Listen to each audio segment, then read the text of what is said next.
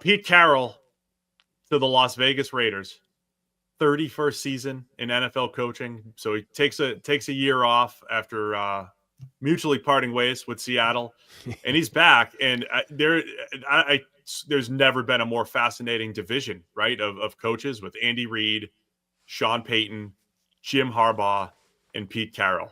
I mean, not just because they're old and experienced. My God, I mean, all Super Bowl, winning coaches, guys that have been to the Super Bowl. You just can't beat this division. And so the Raiders now go John Spytek, coming from the Bucs as the general manager. He is a scout, man, believes in scouting full board and maybe not anything analytical. And Pete Carroll, maybe not analytical either. And so in an analytical world in the NFL, two guys who have had a ton of success, but John Spytek now as general manager, Pete Carroll as the head coach of the Raiders. And Tom Brady also has no interest in anything analytical based off what he says in his job as an announcer. So nobody in that building at the moment appears to have any real interest in analytics.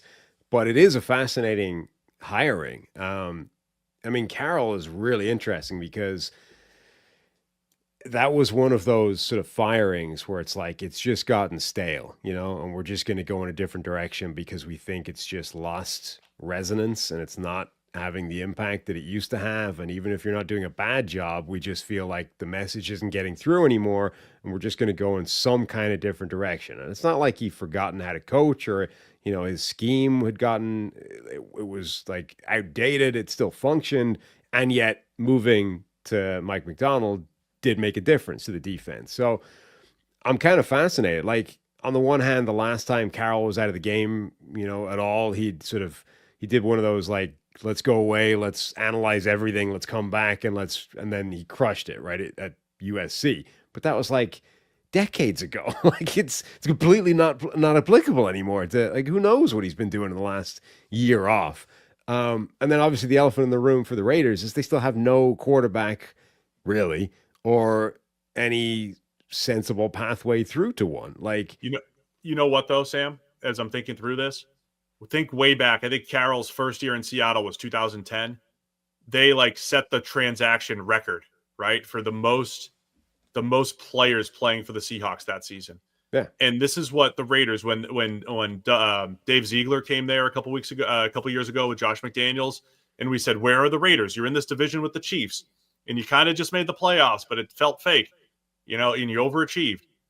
Do you just completely reset? And they said, nope, we're trading for Devontae Adams, right? We're re-upping Derek Carr. That's what we're doing. So they were half in, half out, and they're sitting here in the same spot. I could see Spytek. And by the way, Jordan Rodriguez podcast, The Play Callers, she did a segment on not play callers, but more front office executives, and Spytek was one of the interviews there. It's a good interview. You should go check it out. Podcast land. I could see them taking a year. And now Pete Carroll's old, man. He's 73, but reset the culture, reset everything. I could see them taking a year to just get their people in, completely overhauling the thing, and then building it up from there. So maybe they don't need the quarterback right away, and they're willing to full rebuild and say, okay, the goal has to be compete with the Chiefs and the Chargers and Broncos in 2 years, not this year. So maybe and that's weird because he's 73, but Pete Carroll does not act like a 73-year-old. High energy. He's a culture guy. I heard other people say this. I agree. Culture guy to reset things for the Raiders. Yeah. I'm fascinated to see it take place and to see what they do. You're right. Like, they had a monster turnover when he first rocked up at Seattle. But he's also doing it with a totally new partner, I guess, or front office. Like, it's going to be it's not just Pete Carroll. Obviously, it's Pete Carroll with Spytek and Tom Brady doing whatever the hell he does is his role within that ownership structure. I mean, it's going to be interesting to watch. Yeah, and I know the chat saying, Pete Carroll, 73, he doesn't have time for a rebuild. I could see him reset the culture for a couple of years and then pass it off to someone, right? Be a part of getting the Raiders back on track, even if you're not the guy that's taking them to the promised land in 3 or 4 years. Who knows?